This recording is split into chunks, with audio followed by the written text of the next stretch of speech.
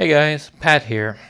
Uh, Wanted to do a video today talking about Pierre Poilievre and the future of his leadership in the Conservative Party, and if he's going to run for the 2020, who knows, like 2030 to 2040s. At that point, we just don't know. So I just wanna know if you guys think it'll run for the next election or if it's already too late. Me personally, I got a little bit on the side that it might be too late for him because he didn't work out the first time. Sometimes second time's the charm or third time's the charm doesn't really apply, especially on politics. Uh, he already lost once to Mark Carney. He alienated himself from, the third party media, the online media, the podcaster in the US, news, TV station from pretty much everywhere. He did a couple of interviews on TV shows and stuff like that, but he mostly denied requests for interviews and stuff. And, he especially alienated himself from Donald Trump. So that's not great. So in the next election, we might have Trump that say, "Oh, I don't want this guy. You shouldn't reelect him. You should reelect. You should elect like, the liberal because he's a good guy. We're doing good business together and stuff like that." So I don't know for the party itself if it would be better to have somebody else. I know there's a conservative MP in Alberta that just stepped down to give his seat to him. And he told that he was going to be, running in the by-election. Pierre Poilievre said on a tweet that he was going to be running in the by-election and, going back to the House of Commons and, argue with Carney whenever Parliament is in session because this year it's going to be only less than 100 days. So they're coming back on, May 26th, and they're going to stay there for just a couple of weeks, like 3 to 4 weeks, and then on vacation all summer. And politicians are working really hard for their salary of a couple of $100,000 and their guaranteed pension after 8 years. They're working super hard, yeah. So the life of a politician in Canada, right? Unless we have a reform that says, you need to do 25 years as an MP if you want to get your pension. It's like, not a whole lot of people will want to run, but you're still getting like a couple $100,000 like each year, so which is not bad for the amount of work you're doing. It's not that bad. So, but yeah. So let me know in the comments if Pierre Poilievre is going to come back for the next potential election, or if he's going to run as the leader of the Conservative, and if he's going to, because in my opinion, it's going to be a massive uphill battle, and he's just going to have to climb like, what's the highest Canadian peak? Like something in the Rockies or in the Appalachian Mountains. I don't know the mounts like, but it would be like a big Canadian mountain to just try to overcome. And if I were Mark Carney, I'd definitely want to keep Poilievre around and just run against him in the next election because you already defeated him once. And if he goes about his campaign, and even though like in the mind of people in the population, he might be burnt out already. He might be just like, I know I'm sounding like all the conservative are going to rush me and say, "Why are you saying that? Why? Pierre is a good guy." Yeah, I know, but he did some mistakes, and Trump didn't help, and now we're in that situation. So and to be honest, I don't see where a future where the Conservative or any other political party in the next 10, 15, 20 years can gain power, essentially making this a one-party, system. So, but but I personally would have liked to see the Conservative get in, just because this is the way it works in Canada. You have Liberal, you have Conservative. Sometimes you almost have the NDP that almost made it up one time with Jack Layton. But this is how it works, and I attribute that to kind of like waiting in line for a roller coaster. You're waiting in line, and imagine you have some rich jerk that's going on there, and it's like paying the guy to go again, and you're staying in line, even though you have the speed pass, let's say, to go on a roller coaster, and you're waiting in line, but some rich jerk just stepped out in front of you and just took your spot and the next spot and the next spot, and you're going to stay there for hours waiting to do that new ride that came out, and you're not going to be able to because of one guy that's being an ass. So, or like playing baseball. When you're playing baseball, the teams, there's one batting and there's one pitching. So, and every innings it switches. And if you were having a little league game and you were having like kids playing and it says like, I want to pitch now, it's my turn, and it's like, nope, I want to keep batting, and it's like, well, that's not how it works. I don't care, I'm just gonna keep batting, and because that's not how the game is played. And I don't think this is, especially in a democracy, I don't think this is how it's playing.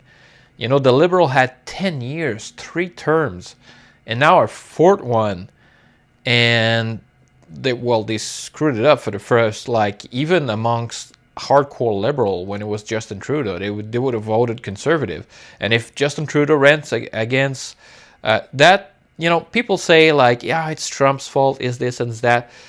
Isn't that Jagmeet Singh's fault because he didn't, just dissolve Parliament like almost a year ago or 2 years ago? It was like, it's Jagmeet Singh's fault all the way. So I see it as him being mostly responsible for this, because the thing is, the NDP had a lot of supporters and a lot of people, especially in the time of Jack Layton. And if Jagmeet Singh had a backbone, he would have probably become the official opposition. Like, the Liberal would have been like the NDP, what the NDP is right now. So the Liberal would become the NDP, and the NDP would have become the official opposition, which is a bump in salary and like everything else, and access to a house, planes, and Singh would have been happy. But nope, he decided to just stick it out and just look at the short term, and I'm gonna go for my pension, and that's gonna be it. So sorry if I'm going a little bit of a rant, but this is just my 2 cents, and this is just what I see about Canadian politics. It should be one and the other. It's like that in the States, and in the States they change. The only place where they don't change, or they give you the illusion of change, which is what I'm starting to think, like, especially in the past 10 years, there was some things going on that is going to give us the illusion of change, but it's never going to happen. And even if it happens, Poilievre said there's a lot of people that, especially in the conservative side of things, they said like they weren't happy with him because he's too soft. He's almost like a, slightly more conservative than Mark Carney and the Liberals. So it's like, at that point, you have the Liberal and you have the Conservative that are almost Liberal. It's like, why just don't vote Liberal at that point? So I don't know. But, we have to remember that, technically in Russia, you can have elections and you can get elected like for another party or somebody else that's running for Russian presidency. But most of the time they end up in prison or dead. I don't know why. But, that's how it is. So thankfully, it's not like that here yet. And hopefully it won't never get there. But that's another subject for another day. So, but let me know in the comments. Is Pierre Poilievre gonna run again? Should he run again?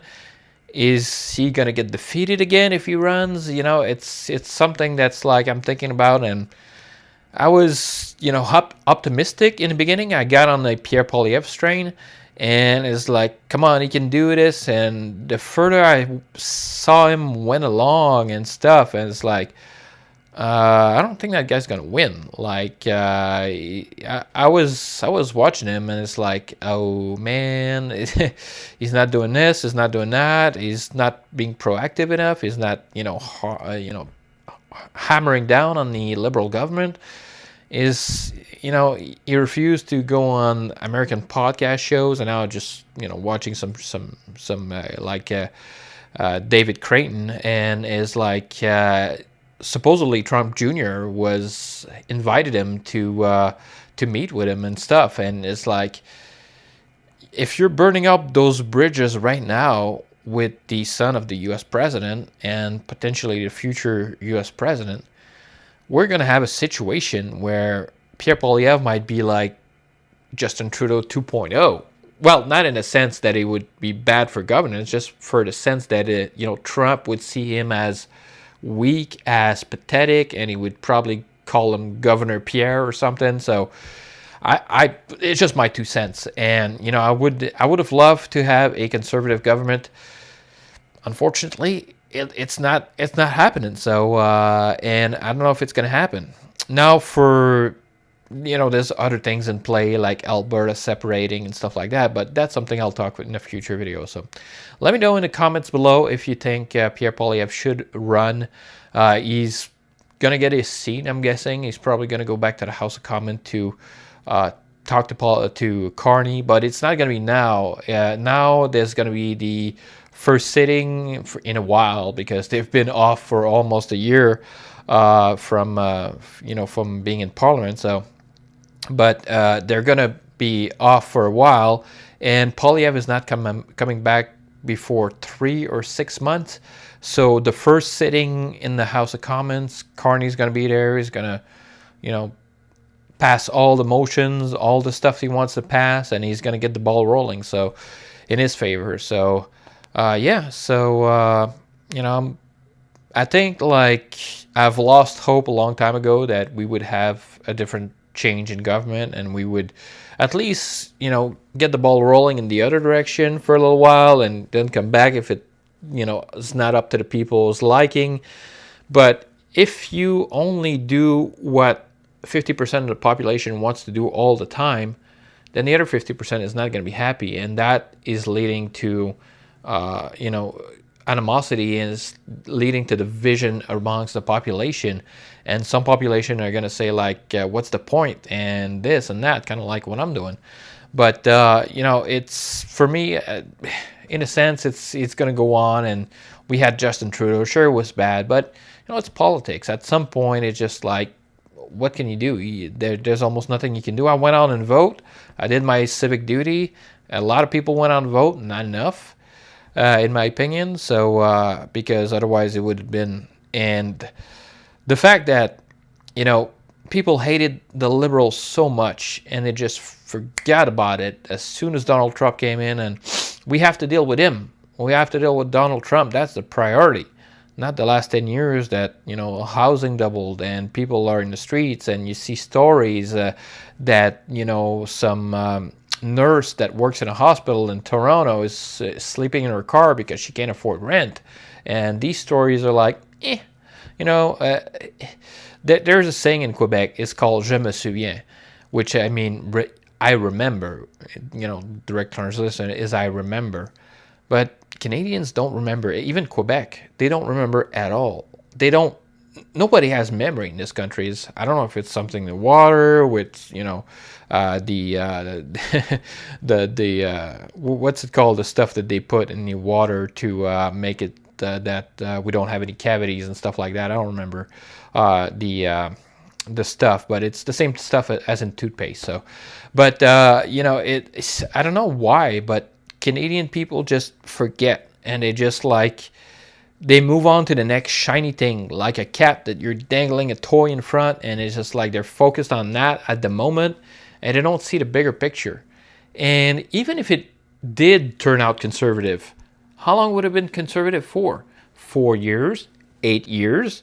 And after that, maybe, the Liberal would have a restructuration and it would come with different ideas and different that. The NDP would have come back maybe harder, and then you switch back. And it's just, you're playing volleyball, and the ball needs to go from one side of the net to the others.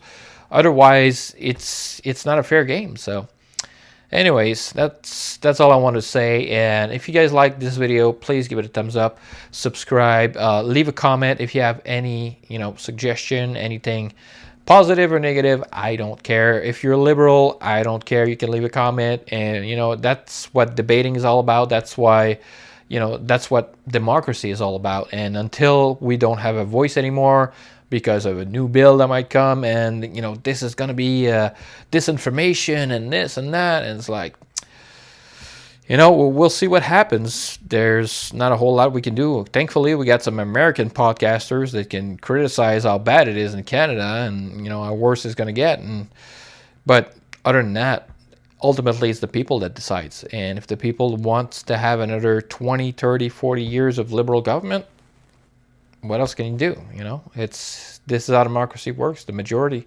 But I just think it's healthy to go back to the other guy and see if the grass is greener, see if they can improve, see if they can do stuff better that the other government didn't do better for the past 10 years, handling crisis. If there's a crisis that come along, if this government is going to be able to handle a crisis better than the other government.